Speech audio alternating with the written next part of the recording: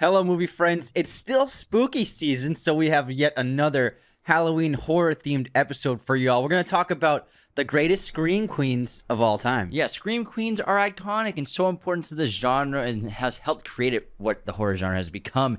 And we're talking about It's a hard thing to say, scream queens. Scream queens, as in final girls, or like not specifically like someone like Kate Beckinsale, who's in a bunch of horror movies like Underworld and all that entire franchise. She's not technically a scream queen because she is like the action lead of those movies. She's an action heroine. Not that some of these characters aren't action heroines, but she's a vampire warrior versus like a scream queen is someone surviving monsters that are being terrorized by them, basically, or a killer. Just the victim of whatever's happened, a victim of the evil forces of a movie. Exactly, yeah. AKA the final girl. And not all of these scream queens are the final girl, but it is like a trope that was actually invented. I want to shout out the first scream queen I want to say is Marilyn Burns, who played Sally Hardesty in the Texas Chainsaw Massacre. She was the original final girl. She survives at the end of Texas Chainsaw, runs out onto the street covered in blood, screaming, pulls over an 18-wheeler. The guy gets her in her car and drives her away to safety. Oh, in the back of a pickup truck, I mean. Get it right, man. That's too many tires. That's the original final girl, and that kind of started this kind of archetype character for the horror genre. And we've had so many great scream queens like throughout the decades. We even have like obviously Jamie Lee Curtis, Sigourney Weaver, but we have some great modern ones. We have Nev Campbell from the Scream franchise, but even someone like Micah Monroe is kind of taking over as like the contemporary scream queen right now. I can't say scream queen. I think it's a kind of a little tongue twister. Say scream queen. Scream queen. That's tough. I can't do it. Scream queen. Anyways, so we compiled a huge list of the all-time great scream queens that we think you all will really enjoy. Yeah, and I think this is a solid list. There's a lot of great horror films. There's a lot of films that, define the genre of horror, and these actresses were a big part of it. How about we'll get into the list? Let's start with the heavy hitter. Yeah, all-time great. The probably number one scream queen of all time is hands down Jamie Lee Curtis from the Halloween franchise. Evil dies tonight. Iconically playing Laurie. This role propelled her to superstardom. She's reprised that role 76 times by now. 77 times. This is the last one, though. Hopefully. We'll see. Well, apparently, I guess it's going to be a reboot with like a new Mike Myers, like protege. And a new Laurie, or like her daughter. I think the trailer shows that there's like a protege to Mike Myers. There's a post-credit scene? No, it's in the trailer. No, really? He's got like a guy he trains up to be, all right, this is what you do. This is how you stab. This is how you slow walk. You slow walk. You don't want to run. You don't want to twist an ankle. Be calm. Be slow. They'll make mistakes. They'll trip. Just walk really slow. Bushes are your ally. Yes, bushes. Here's a mask. I haven't seen that trailer. Hey, just have fun out there, okay? We're here to have a good time. Don't take it too seriously. All right, Mike Jr., have fun. I think that's what it is. Sounds better than the last of Halloween. These studios, man. So Halloween franchise, I think she's been in like probably 7 of them or something like that. And then she's also in The Fog, the Stephen King movie. I mean, Carpenter. The Carpenter made. Prom Night, Mother's Boy, as well as Scream Queens, which is a TV series that's on its 3rd season, I believe. I haven't seen Scream Queens. I have not either. But yeah, it's got another Scream Queen in it, Emma Roberts. Yeah, it's got a bunch of horror Scream Queens. And I think a few others make cameos, if I remember correctly, from my research. I can't name them off the top of my head, but I did do the research. But there's something about Jamie Lee Curtis as Laurie, just specifically in the first Halloween. It's such a memorable character, and it's one of the most iconic horror movies of all time. But to turn that into a role that everybody loves so much, and like when you think of Halloween, you think of Mike Myers, you think also equally of Laurie at the same time. It's the only horror slasher where the counterpart from the first film is just as important to the franchise as the actual villain itself. What about Sidney Prescott? Although the new one, she's not in it, so I guess she's not important anymore. They don't even want to pay her. They're like, how much do you want? No, that's too much. Like the face of the franchise. Sorry. Nev Campbell is more the face as Ghostface. Exactly. But Laurie, you wouldn't say is like the face of Halloween until recently, where she's on the posters too. But it's always been Mike Myers on the posters, and it's always been like the Mike Myers movies. But I think recently, one of the better things about the more modern films is she is just as important and integral to the plot as he is. Laurie in Halloween. Yeah. Yeah, because of the connection with being siblings and everything like that. Yeah, I agree. For sure, but she's always been integral to the plot in the first one. That's why he's coming back. Yeah, and so H2O. What are you even talking about, Anthony? Well, I mean, he was in what didn't they do? They did a few Halloweens without her. Without her. Yeah. The H2O was her comeback one. Yeah, that was the one in the role, but they did a couple without her. They did a few. Yeah. Yeah. Not all of them were great, but we love Laurie, and Jamie Lee Curtis is an icon. She's probably the all-time great Scream Queen. Hopefully, she kills him this time. And coincidentally, her mother is on this list as well. We'll get to her in a little bit. How about you go off with our next Scream Queen, Anthony? I would love to, because this is probably my favorite list of movies on the entire list we have. Sigourney Weaver got her start, obviously, with Alien, but she's also got a great role in Ghostbusters. She's in The Village, which I think is a really underrated horror film from Shyamalan. And then she's also in Cabin in the Woods, where she plays the overseeing, manager in charge of the entire operation. She's like the director. Yeah, of the director. Situation. Yeah, and she's fantastic. She makes Alien work. And the first one is the only one I can consider like a pure horror film.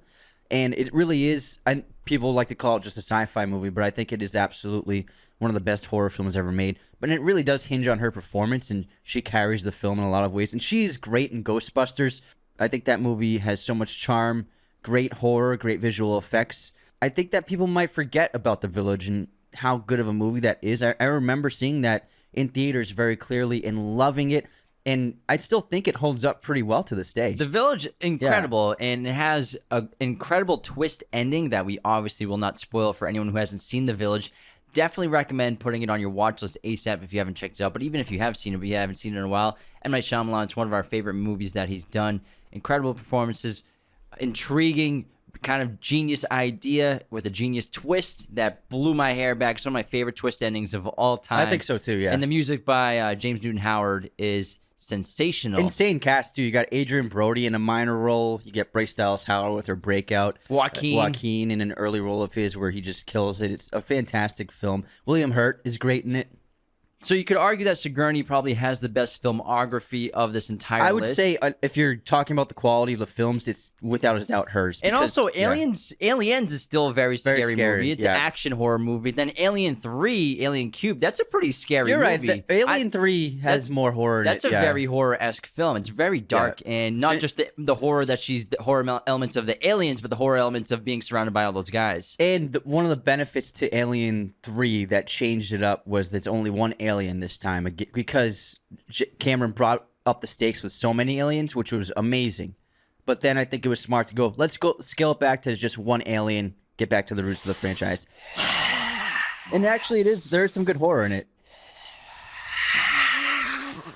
But I think if you have Alien and Ghostbusters on your filmography, that's just amazing. Yeah, I would say there's 3 masterpieces I see on this entire list for movies. Just going through it real quick, and she's in one of them for sure. Oh, absolutely, yeah. With Alien, I think Aliens. I see Aliens is a borderline masterpiece too. I see 3 as well. I see 3. I see 3. 3. You guys will find out which ones they masterpieces for sure. And Sigourney's the leader, but I mean Sigourney is such a legendary actress, but being kind of the first action heroine that we'd really seen in big blockbuster films. Not that it didn't happen in smaller independent films at the time, but not like huge studio, wide release, everyone in the world seeing them. Yeah, there were smaller action heroines in these small budget films, but we're talking about this is the biggest studio, biggest picture of the year. Just carrying a flamethrower and a machine gun at the end of the movie. It's pretty sick. It's amazing. It's pretty cool. I haven't seen stuff great. like that before. Really, I mean, Leia was kind of an action heroine at times in the Star Wars franchise, but not full on. But I mean, what Ripley did and with Sigourney and Alien, just changing the entire genre of what an action star can be. And I think that maybe some people, they think of Scream Queen, it has to be a slasher movie. Yes, but I completely disagree, which is why we have Sigourney on this list, because you're still the lead in the horror film. Yeah, not every horror movie is a slasher. Yeah, that's what's great. Let's move on to our third Scream Queen, and we're staying in the same bloodline of Jamie Lee Curtis. We have bloodline Janet Leigh, her mother, who is in Psycho, also in The Fog, and Halloween H2O. Legit, Mike Myers is thirsty. Yeah, I remember when that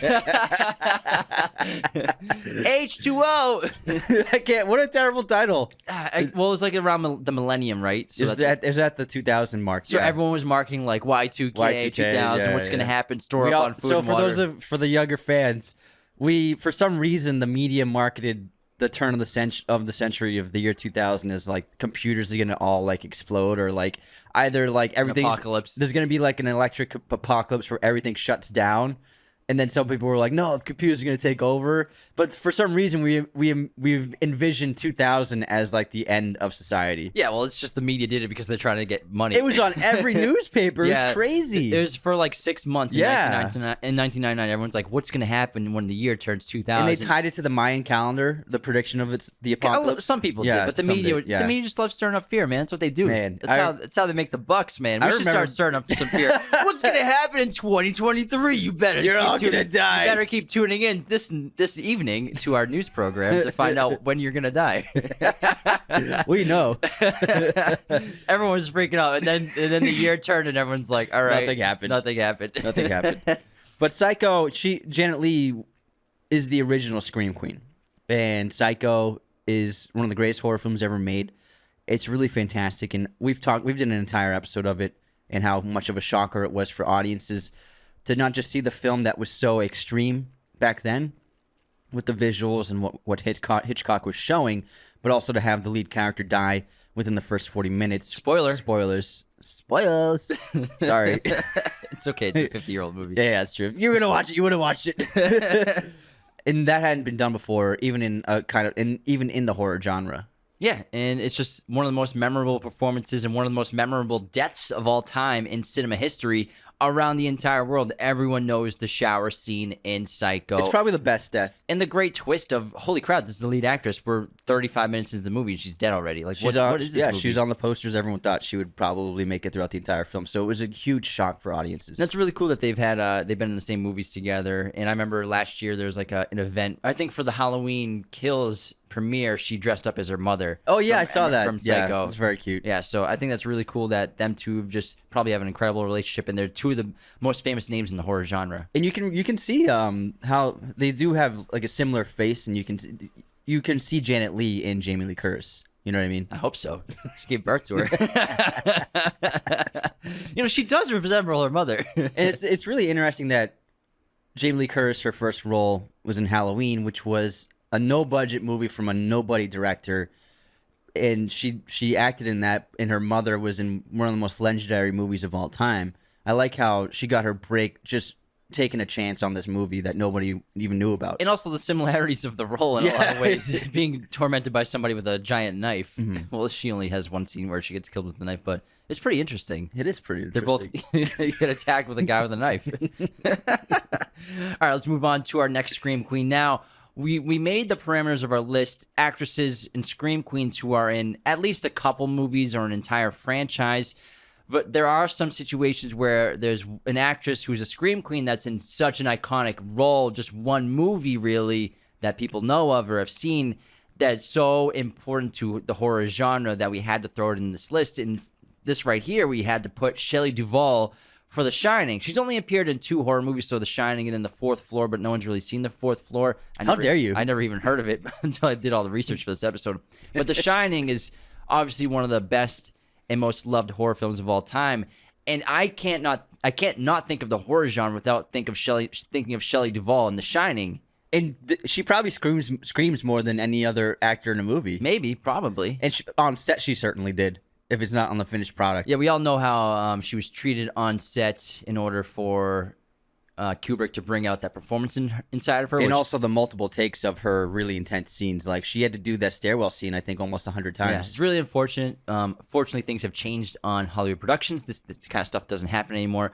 But she still gave us one of the most memorable performances in the history of horror cinema. Yeah, she's absolutely top tier Scream Queen in this movie, 100%. Top tier. I mean, you're kind of just living vicariously and going through the story with her for more than half the film, you could say. Her and Danny, and then especially the third act, being tormented by Jack, and she's discovering everything that Jack's done in the hotel and what's happening. So I think just how much time we spend with her and just discovering everything, and we're being psychologically tormented along with her, and she's so incredible in that movie. Yeah, absolutely.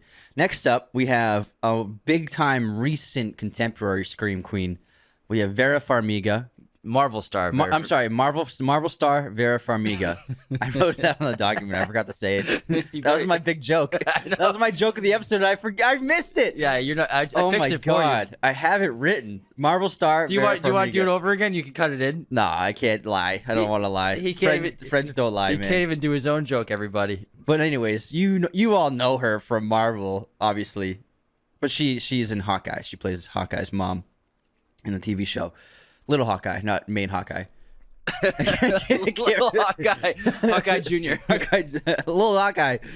But Vera has become like a big time person within the horror genre. The Conjuring franchise is really good, and she's excellent in all of them. I think her and Patrick Wilson have so much chemistry, such a fascinating role. And even though she is, I mean, she's being it's not like slasher obviously, but she is being tormented by these demonic things in the movies, and I think the first one is really terrific and capped off the franchise, and you can see why fans love it so much. Also, she plays the adopting mother in Orphan, which is a terrific horror film. They just got a sequel this year, but the original is really good, amazing twist, and she's fantastic in it.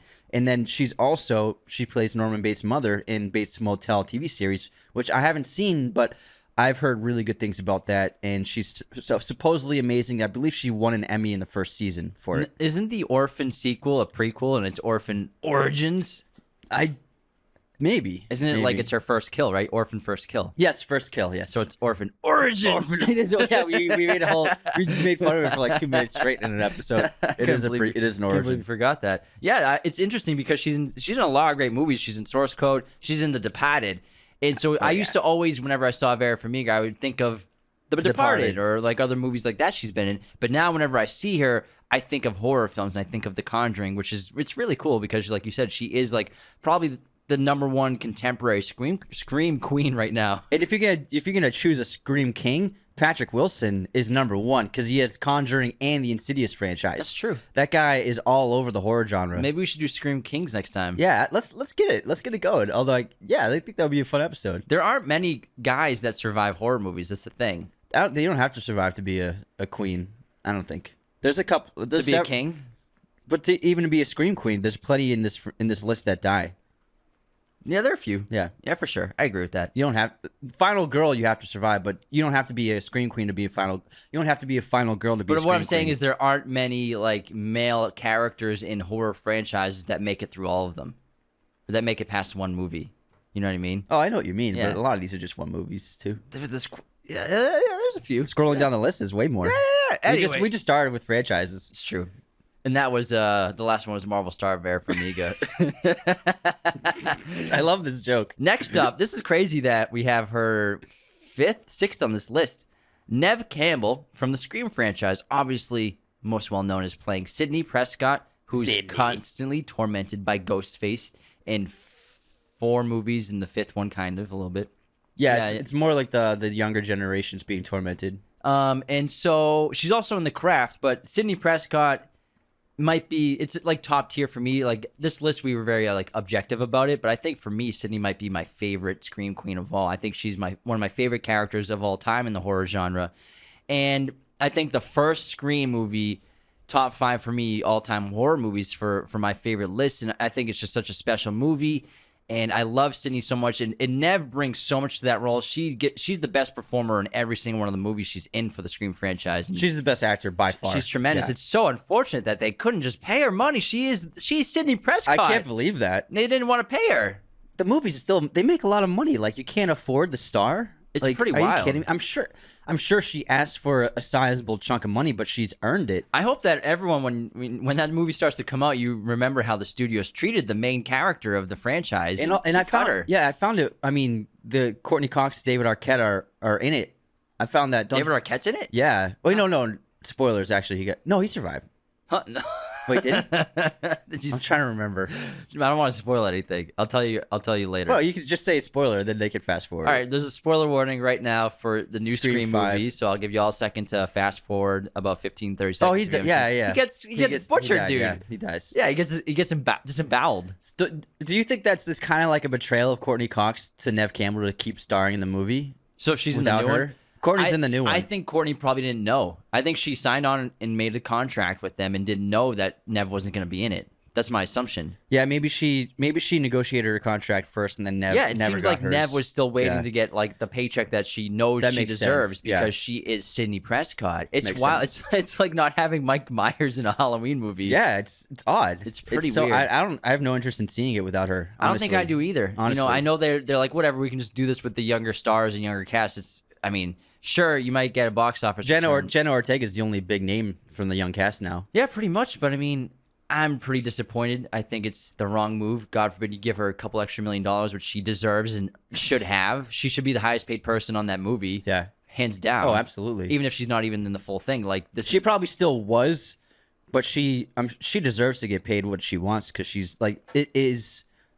Nev Campbell is the Scream franchise. it's like a sports team. She's the most Yeah. valuable star on Yeah. the team. She's the most valuable star to the cast. especially for the people who grew up watching the movies. Like for like us, like I don't want to watch it without her in it. I wouldn't have seen the last one if she wasn't in it. Yeah, me either. Because I didn't see. I mean, yeah, I did see Scream 4, but I was kind of against the new cast in Scream 4, and I was actually late to watching it on streaming. Anyways, Nev, you deserve all the money you want. yeah, Nev, we're sorry about that. Let's move on to our next Scream Queen. Next up, we got Dee Wallace, who you might not recognize the name, but you definitely recognize the actress. Her most famous role is the mother in E.T., but she actually has a really impressive list of horror films. She's in The Stepford Wives, The Hills Have Eyes, which is a really messed up movie. The original one's way better than the new from one. the 70s. The Howling, Cujo, which we've mentioned a bunch on this show, Critters, and The Frighteners. And she's an excellent performer. I mean, this is a really solid list of a bunch of great horror movies from the 70s and 80s. And she definitely was a major part of really kickstarting this version of the genre, this subgenre of slasher, of super scary, like disturbing kinds of horror movies. But also hitting all kinds of different genres. I mean, The Stepford Wives is a psychological horror movie as much as anything else, plus like Get Out or something like that. And then The Hills Have Eyes is just weird, graphic, like Texas Chainsaw Massacre type of horror. Cujo, monster animal horror, that's a completely different genre of its own. Critters is just like fantasy horror. So she's all over the place when it comes to genres and being able to pull it all off. But she was a big horror name back in the 70s and 80s. And also, I think she's the only one on this list with such a prolific filmography in horror without being in any sequels. That's a good point. So it's very prolific, but they're all their own different universes. She's one and done. Yeah. See you later. But Dee Wallace definitely Excellent. deserves to be on this list for And sure. I think she's really amazing in E.T. Oh, yeah, she's great. She's amazing. Got a crush on her. Yeah, I always had a crush on her. I in that watched. movie. Yeah, we watched it like a few months ago. I was like, E.T.'s. I mean, Elliot's mom. Dee Wallace. Elliot's Hey, mom. girl. Woo. The dad's messing up down. Where is he? In like In Florida, Mexico. Mexico? He hates Mexico. What are you doing, bro? Next up, I had to put Anna Faris on this list because scary movie. Obviously, they're more comedy than anything, and they aren't scary. But she does so much screaming, and she carries the movies. She really does, and she's fantastic. I think she's so funny, and the spoof of the Scream Queen is just on point. She's really excellent in all of the movies. And, I mean, the amount of screams she does is really, you got to throw her on the list. But I think Anna Faris is an amazing comedic actor, and she really pulls out the movies really well. I mean, if we're going to go with like actresses who have screamed a lot on camera, I think Kate Capshaw from Temple of Doom. Unfortunately, her character was literally just pigeonholed into just screaming the entire film. It's Yeah. nothing against her. It's just the way they wrote her, which is a bit unfortunate. You would have wished she had a little more, things to do besides scream for her life. But she spends that entire movie screaming for her life. And getting carried around. Temple of Doom's iconic, though. That movie's great. It's insane. But Anna Faris is so funny. I love her. I love her. love the scary movies.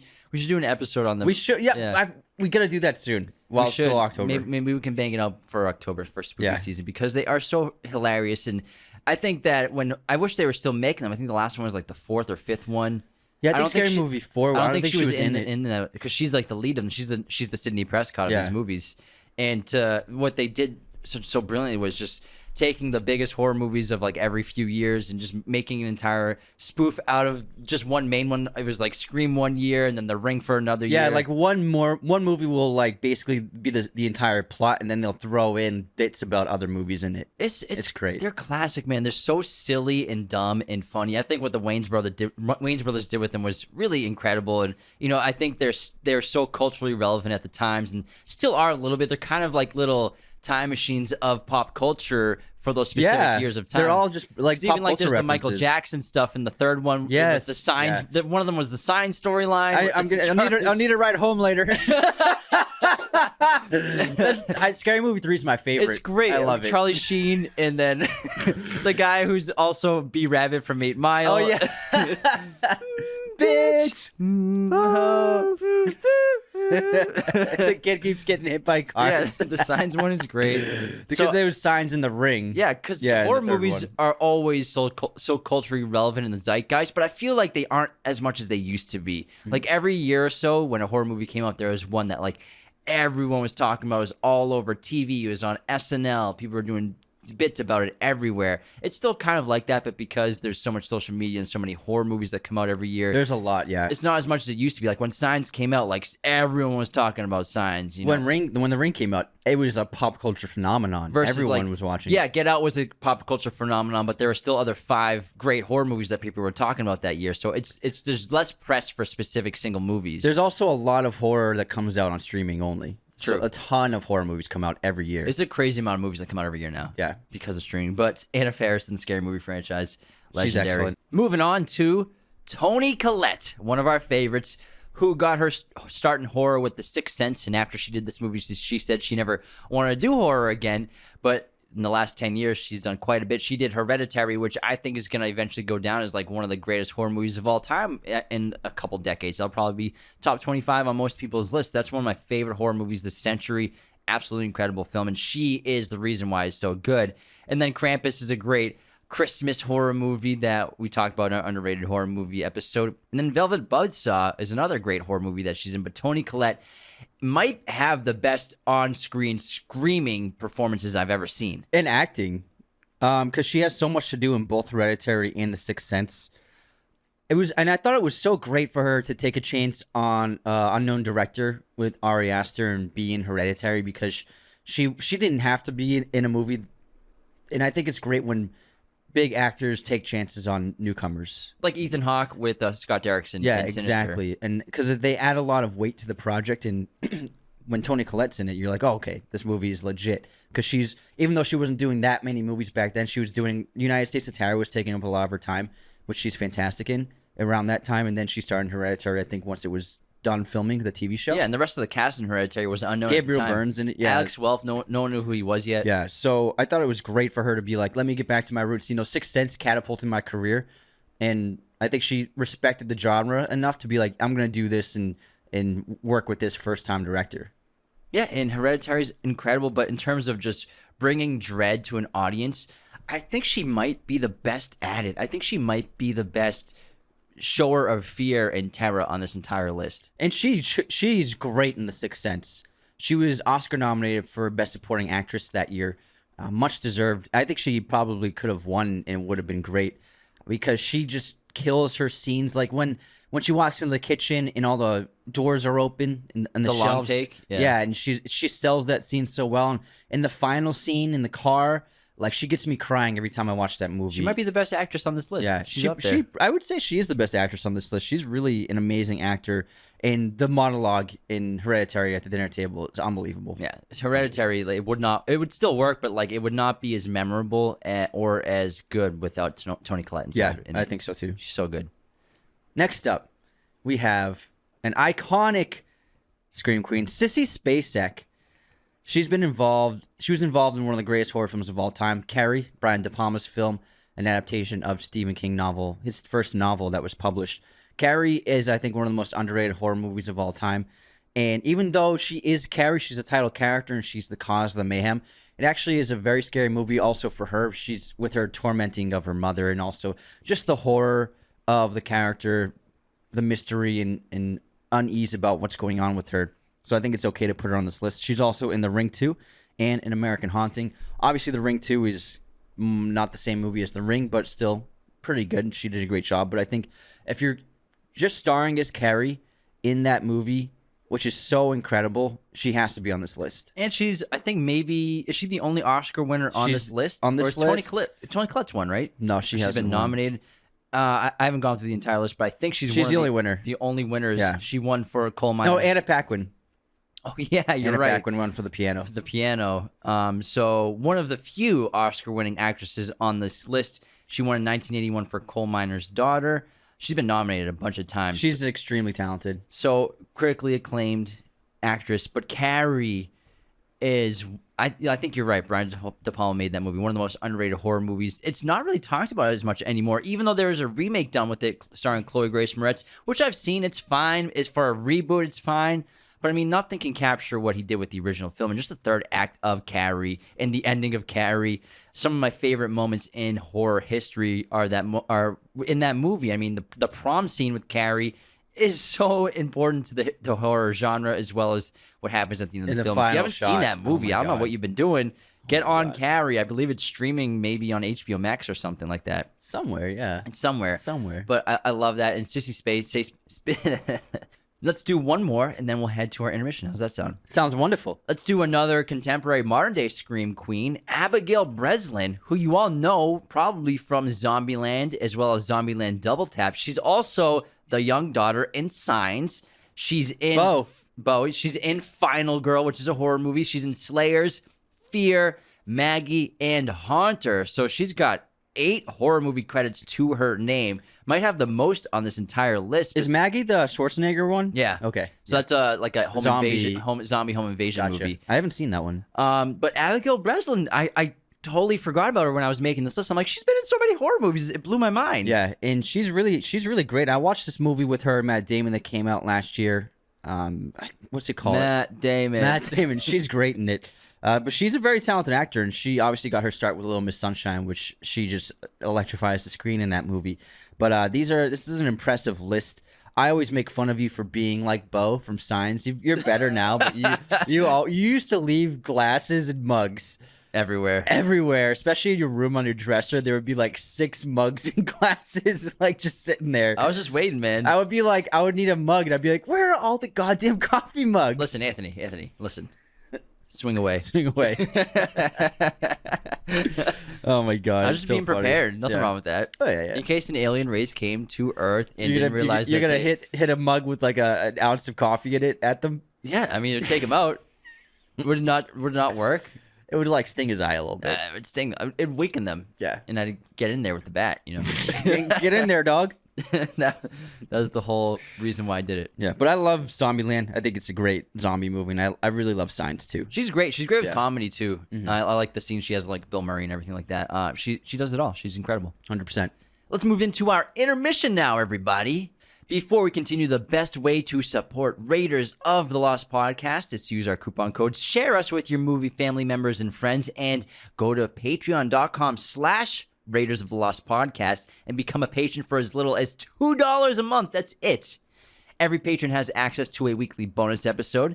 $10, $25, and $100 tier patrons get access to our Discord, where we interact with you every day, do watch parties. We have built an incredible film community on there. It's so much fun talking to everybody on there every day. $25 and $100 tier patrons get their own custom episode. You pick the topic, and we cover it for you. And $100 tier patrons are executive producers on the show. You hear your name at the end of every main episode. You get a personal watch party, and after 3 months, you get to come on the show for a fun guest segment. Patreon allows us to do the show full-time, so thank you so much for the support.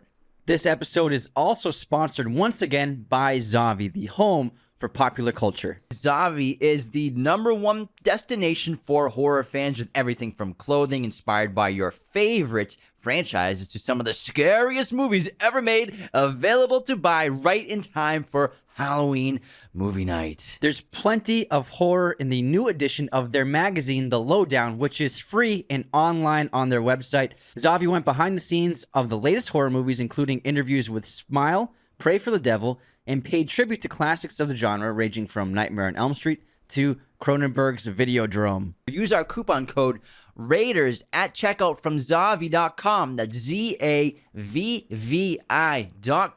You'll get up to 30% off your entire order today. For all you fans of the horror genre, Zavi has all sorts of collectibles, posters, pops, movies, Blu-rays, steelbooks, everything a movie fan of horror could desire. Zavi.com has it.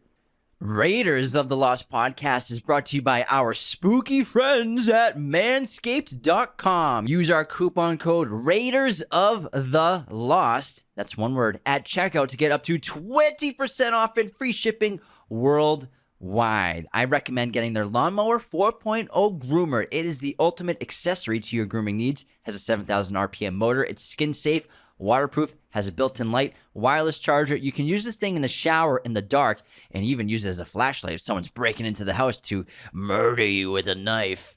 Manscaped's Boxer Briefs 2.0 also got sent to us a few months ago. We got a few pairs each. They are crazy comfortable. So many cool designs and colors, as well as they got some extra space for your junk down there, so you'll be incredibly comfortable. Use our coupon code Raiders of the Lost at checkout to get 20% off and free shipping worldwide from manscaped.com. If you want to get yourself some horror movie posters, the best place to do that is, of course, at movieposters.com. Use our special promo code Raiders10 to get 10% off your order today. They have a huge selection from their library of pretty much every movie and TV show imaginable. They also have all sorts of sizes, framing, and even backlighting for your poster needs. So whatever you need, movieposters.com has you covered. We have a bunch of these posters on our set as well as decorating our house. We love them. They're super affordable and very high quality. Now, go to movieposters.com and use our promo code Raiders10 to get 10% off your order today. Let's go into our intermission, everybody. Ready? I'm super ready. Are you? I'm ready. I'm beyond ready. I have 2 backup quotes too. Whoa, you did your research. All right, ready? I'm gonna try to do an impression of the character too. Okay. He chose you out of all the world. Out of all the women in the world, he chose you. He arranged things because he wanted you to be the mother of his only living son. Rosemary's Baby. That's Minnie. That's good. He chose you out of the world. That's funny. This is a good one. You want to do the other ones? Well, I just had a backup in case you didn't get that. While you have it, let's do Well, it. it's the same movie. Oh. It was. Let's hear it. Satan is his father, not Guy. He came up from hell and begot a son of mortal woman. Satan is his father, and his name is Adrian. He shall overthrow the mighty and lay waste their temples. He shall redeem the despised and wreak vengeance in the name of the burned and the tortured. Hail Adrian! Hail Satan! Hail Satan! That's great. In case you didn't get the first one. What a scary movie. That movie terrifies me. One of my favorites, dude. Okay, here's my quote. I'll do an impression too. I wonder if we get taken down for saying "Hail Satan" on the show. Nah, this is religious freedom, bro. Whatever. Yeah, you could. Yeah, I mean, we all know you practice that. And he's like, I'll believe whatever I want. It's America. I was bred to be a warrior, trained my entire life to master my senses. Where did you train? On a farm.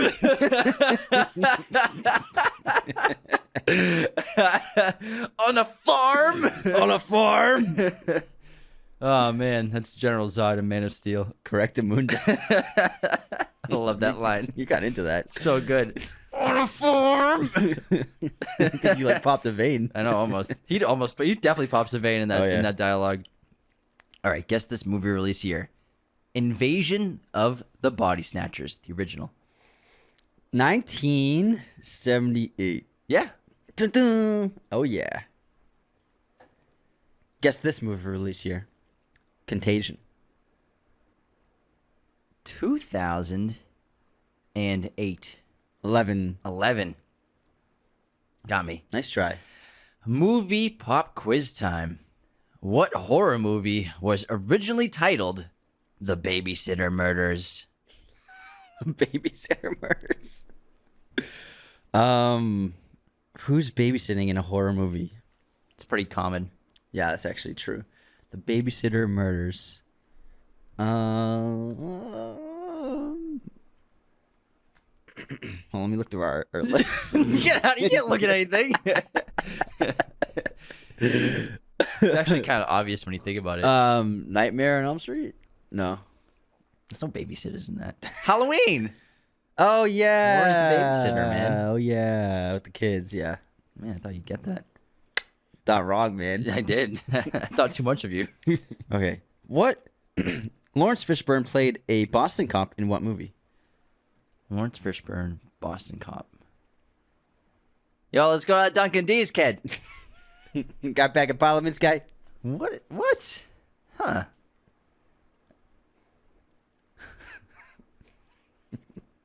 Is that my daughter?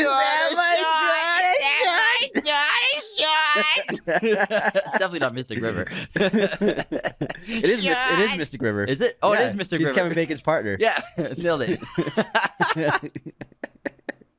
I can't believe you referenced that to think it wasn't that. No, I knew it was that. Oh man, that's funny. It's definitely not Mystic River.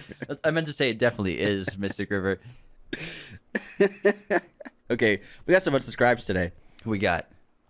JJ Jennings wrote, well, technically, Aquaman is DC's version of Namor because Namor debuted 3 years earlier. Unsubscribe! Oh, thanks for the info. You all are amazing. Keep up the great work, guys. Didn't know that. Thanks, pal.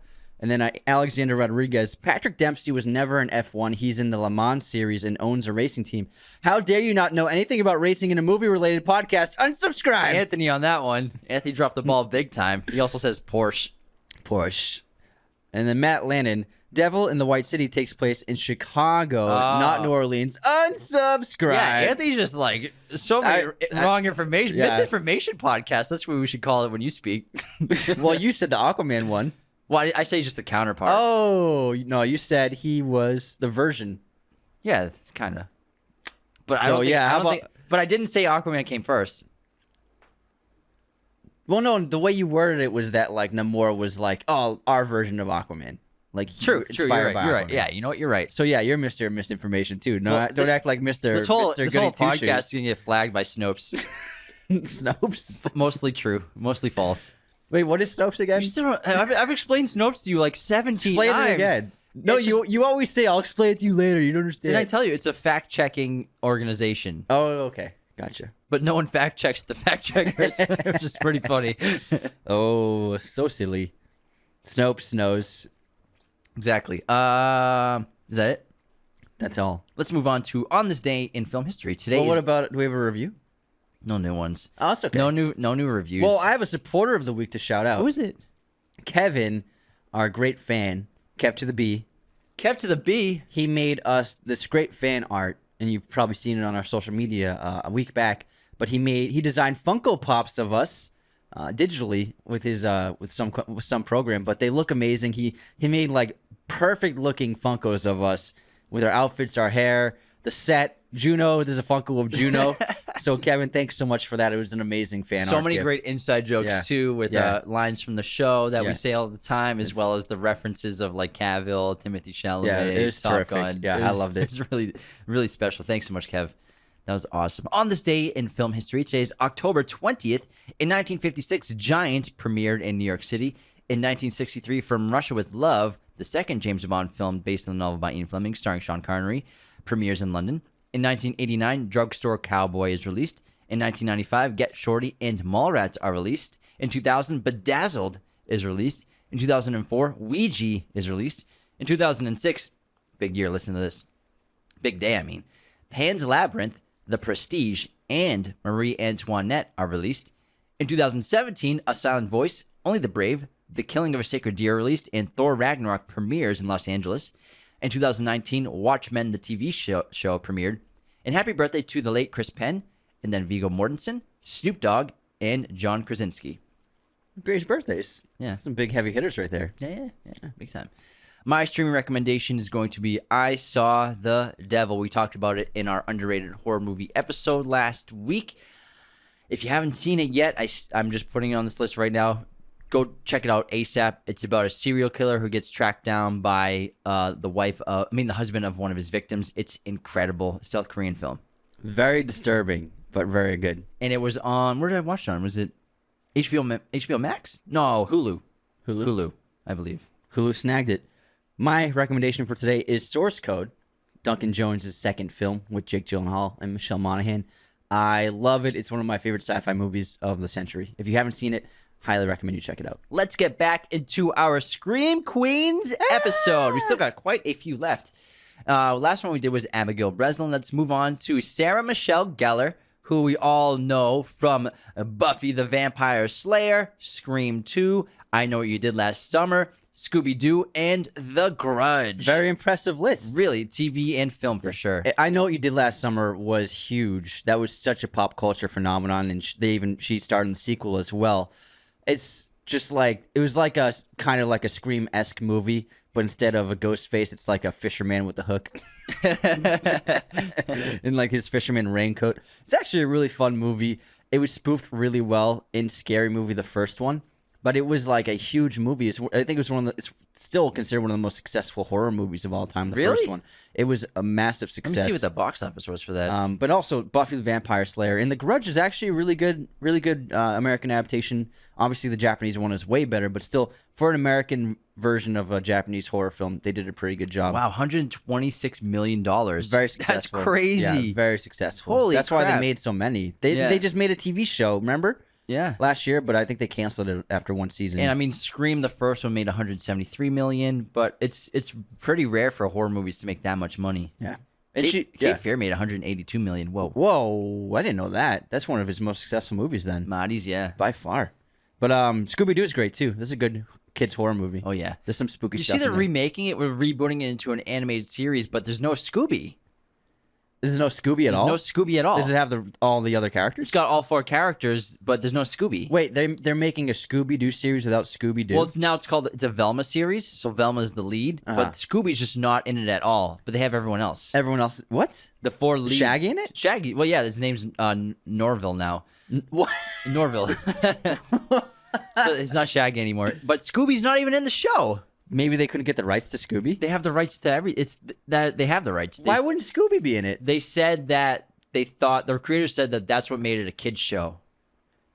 That's what made it a show. It's Scooby-Doo, like, so I mean, in the Mystery Machine, I'm pretty shocked that they don't have Scooby in it. I honestly have no interest in watching that if Scooby's not in it. He's the best part of the show. It's called Scooby-Doo. I'm not there to yeah, sure, solve crimes, but Scooby's the best part. It's a disappointment. Wait, it's animated? Yeah, it's animated. So they're making it like a mature animated. That's what made it for kids. Meanwhile, it's animated. Like, are you kidding me, guys? Not that animated shows are for kids. Yeah, there's plenty of adult ones, but still, like, I mean, I had no interest in seeing that. No Scooby? Come on. I thought it was just Velma by herself. You know what? They didn't want to pay Scooby, just like Scream doesn't want to pay Nev Campbell. Okay, so I thought it was just a Velma alone series, but having the rest, all 4 of them in it. That's so lame. Yeah. Kind of a disappointment. Laura. Scooby. Anyways, moving on to our next Scream Queen. We have Vanetta McGee, who was really just in one really well-known horror movie. She was in Blackula, and this was an iconic black horror movie when it came out, and she was a huge star. Next up, we have a really big contemporary actress, Anya Taylor Joy, still early in her career, but still has so many really good horror films under her belt. She obviously got her start in Robert Eggers' The Witch. She also has excellent roles in Split, Last Night in Soho, and in the upcoming Nosferatu adaptation. Plus The Menu that came out this year. Oh yeah, The Menu. That's a horror movie. I haven't seen that. I want to see that. But horror is absolutely a major part of her career, and I'm sure that she's going to keep starring in horror films going forward. But these are really good horror movies of the last 10 years. And she's in a lot of very artistic films as well. I mean, just being Eggers' films in general is with The Witch, and I can't wait to see what Nosferatu is going to look like. I'm so glad that they're giving him a budget to make a movie after The Northman eventually made its money back, fortunately, thanks to SVOD. He's just not a big budget filmmaker. It seems like it, but I can't wait to check it out. Nosferatu is going to be incredible. Next up, we have Micah Monroe, who is another contemporary Scream Queen. She was in It Follows. That movie propelled her to fame. It's one of my favorite horror movies the last 10 years for sure. I love it so much. The Guest, which if you haven't seen The Guest, watch list this ASAP. It is so fun, campy, and just a really good time. Great horror film. And then The Watcher, which came out this year. I haven't had a chance to see it. It's been recommended to us by a lot of people, but critically, it's done very well so far. Yeah, I've heard great things about it. I believe it's just called Watcher. I'm sorry, I think Watcher, I think I wrote it incorrectly. Yeah, The Watcher is a horror movie from like the 80s. The Watcher's a TV series right now that's running with Naomi Watts, currently airing by Ryan Murphy. But I actually like The Guest better than It Follows. I really love The Guest. They're both it's really fantastic. Yeah, and It Follows is very good too. It's excellent. It Follows is really similar to Smile. If you've seen both of those, you know what I mean. Okay. I still haven't seen Smile. I'm going to see it. Dude, see it. It's awesome. It might be my favorite horror movie of the year. Really? Really. I mean, I love X. I think X is my favorite. I loved it too. But man, Smile was where it's at. It's where it's at. Recommend it. I'm going to do a mini review soon. Moving on to another contemporary actress, Jane Levy, who has starred in the excellent remake of Evil Dead, which I think they did a fantastic job with, and also another great horror movie, Don't Breathe. Two excellent performances. She really carried Evil Dead as an actor. Along with the prosthetics, and they really knocked that one out of the park. And Don't Breathe was really cool, really refreshing. I didn't see the second one, but I really liked the first one. I think Don't Breathe is just an incredible horror film. I haven't seen the second one because they turned him into like a hero protagonist, the blind man. Yeah. So I'm pretty disappointed.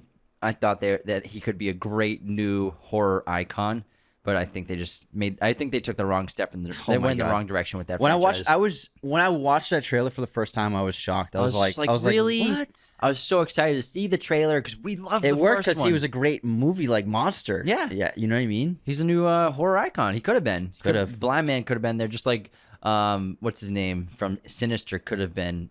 Bagul. Man, they took a wrong step with that guy too. Moving on to Emma Roberts, who is in the TV series American Horror Story, or was. I don't think she's in it anymore.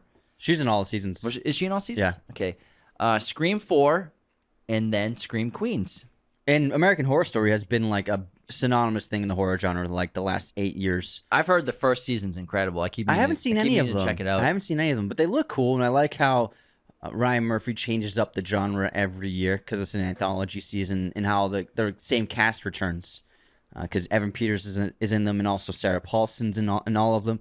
But it looks really cool. But I think you have to put Emma Roberts on this list because of that, and also she's great in Scream 4. Next up on the list, we have Kiki Palmer, who absolutely stole every scene she was involved in Nope this year. She also starred in Animal and in Scream Queens. She's an excellent actor. I'm glad that she was able to star in Nope, and hopefully her star status explodes this year. Yeah, another kind of contemporary Scream Queens career being built this past few years. I love Nope so much. I haven't seen Animal yet, and again, we haven't seen Scream Queens, but I think that she's definitely got a knack for the horror genre for sure. She's so good in Nope. Yeah, she's excellent. Next, we have Chloe Grace Moretz, who was in the Carrie remake, the Amityville Horror remake, Let Me In the remake, Suspiria the remake, and the Addams Family remake. She's been in 5 horror movie remakes. Yeah, it's great. But she's the little daughter in Amityville Horror. Yeah, the one who she walks on top of the roof. When Ryan Reynolds is just unnecessarily jacked, shirtless in the entire movie. I get it. Like you're gonna be naked, shirtless on camera. You want to look as like hot as possible. But like for the character, like his workout routine's got to be 3 hours a day, and he's just chopping wood. God damn, he looks good chopping that wood. Man, that beard too.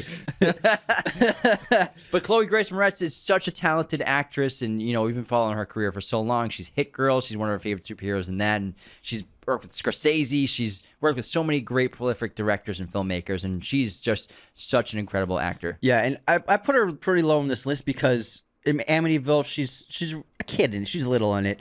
And Carrie, I didn't like the reboot. I actually despised it. I thought it was just like so redundant and basically like a scene for scene, brought nothing new to it. Suspiria, she's got a very small role in it in the opening of the film. And Let Me In, she's more of like the protagonist in a way. And so she's still a Scream Queen, but I wouldn't put her on like the same caliber of the actresses ahead of her so far in terms of like what the archetype of a Scream Queen is. Yeah, kind of like most of her horror movies, she's not really screaming. Exactly, yeah. But she's one of the best actors on the list, I think. Absolutely. Next up, we have my childhood crush. We both had posters of her. Well, we shared a bedroom. I would cut out Maxim magazine photos of her and like HM photos, and then I had photos of her in my locker. Jennifer Love Hewitt, she was the it girl for several years. She also starred in I Know What You Did Last Summer 1 and 2. Sarah Michelle Gellar died in the first one, I'm sorry. And then Jennifer Love Hewitt starred in both of them as like the lead final girl. And then also she led the popular TV series Ghost Whisperer for several years, a horror TV show. She was like, she was great. I loved it. She was great. He's sweating over there thinking of her. It's okay. She was fine as hell. We all know it. Oh, yeah. Jennifer Love Hewitt. Whew. Whew. My childhood coming back, rushing back. Moving on to Heather Langenkamp, who is most well known for the Nightmare on Elm Street franchise, as well as Shocker. Just, an iconic actress in one of the best horror movies of all time. Yeah, in a lot of ways, she kind of is like the Laurie of the Freddy Krueger franchise. And Wes Craven even did like a spoof meta version of his own movies with New Nightmare, which is really fun. And she plays the actor version of herself, like a spoof of herself in the movie, which is really fun. So she actually has a lot of credits in the Freddy Krueger franchise, and she is very much synonymous with it. And she's great in the first one. She's the lead of that movie, really carries that film outside of Robert Englund. And then Angela Bassett is next on our Scream Queen list. Before, she was a Oscar-nominated actress in the Mission Impossible franchise, as we all know, and many other great films. She was in Vampire in Brooklyn, Supernova, and Critters 4. I mean, who hasn't seen Critters 4? It's my favorite Critters. Vampire in Brooklyn's great. It's Eddie Murphy. Yeah. It's excellent. He's got like the big hair, the big Jerry curls. It's a great look. I love it. And next up on the list is Lynn Shea. You've probably seen her most recently in the Insidious franchise. She plays that like spiritual shaman lady. I can't remember her character's name, but she's also the teacher in A Nightmare on Elm Street. And then she's in the original Critters, and she's in The Grudge as well. So a lot of credits in the horror genre. But I think that she's excellent in the Insidious franchise, and that's kind of been her bread and butter lately. Yeah, she's the older woman in that one, right? Mm-hmm. The telepath kind of. Yeah. What I said. I was just trying to remember. Moving on. I wasn't really listening to you. Just like that happened last time. Next, we have Samara Weaving, who was most recently in Ready or Not, a great horror film. Was that Blumhouse or was that A24? That was A24. And then Ash vs. the Evil Dead, Mayhem, and The Babysitter. She's incredible in Ready or Not. That is such a fun horror movie. I've never seen anything like it. And we've been talking about her on recent episodes where she's going to blow up this year, next year. She's in Babylon, the new Damien Chazelle movie coming out. So look for her on future films because she's going to be a star. Excellent actor. Next up, we have Oscar winner Anna Paquin. She won her Oscar for the Piano, Jane Campion's film, but she's actually one of the major stars of the Trick or Treat film, which has become an iconic cult classic. I believe it came out in 2006. This is one of the early horror anthology films of the 2000s. Really great movie. And then she also obviously plays Sookie in True Blood, which was a great horror TV show on HBO. I watched the first few seasons and loved it, and she's excellent in it. Yeah. True Blood's pretty cool. Sookie. Next. Or the last on the list. Oh yeah. Oh no, did you skip one? Yeah, you can do this one. Yeah, Anthony skipped it. Apparently, he doesn't like Sarah Paulson. Don't say that. Sorry, Anthony. I don't have my glasses on. Which is pretty cool. My glasses. She's known for American Horror Story, American Gothic, Glass, Ratchet, as well as Bird Box. Yeah, and Glass, I guess, is a horror movie because it's a sequel to Split. It's not really that scary. But American Horror Story, just like Emma Roberts, she's been in every season and has really cool-looking roles and has become a staple of the horror genre lately. Mm-hmm. Yeah. Like a horse stable? Staple. A horror staple. And she also took on the role of Nurse Ratched in the Ratched TV series. One of the best, one of the scariest characters of all time in a lot of ways. I mean, I don't know. I don't know how I feel about a series being made about her. It's friggin' the way it is now. It's 2022, man. Anyway, Everything's a TV show now. Moving on to our final Scream Queen, Marilyn Burns, who is Sally Hardesty in the Texas Chainsaw Massacre and the original Final Girl Anthony brought up earlier. Yeah, so she was the first instance of the final girl archetype. So she's it's the only horror movie she was in, but I think you have to put her on this list for that reason. Wow, what a great time. We love so many of these movies, so many of these actresses, so much talent, so much incredible screaming on camera. Like I don't know how I would be able to do it, but it's such a draining performance you could assume when being an actress or being someone in a horror movie and just constantly screaming the whole time or being attacked. I think that a lot of these actresses did such an incredible job in these movies, and some of them are our favorite movies of all time. And I loved going through this entire list. It was so fun. Yeah, it was a great idea. It was excellent. I love this. Yeah. Thanks so much for tuning into Raiders of the Lost Podcast in our Scream Queen episode, Final Girl episode. Become a patron at patreon.com/Raiders of the Lost Podcast for as little as $2. That's it. $2. You get a bonus episode every week. Pretty cool. Plus so many other tiers with so many fun perks. Thanks for tuning in, everyone, and stay tuned for more spooky season episodes. Spooky. Goodbye, everyone.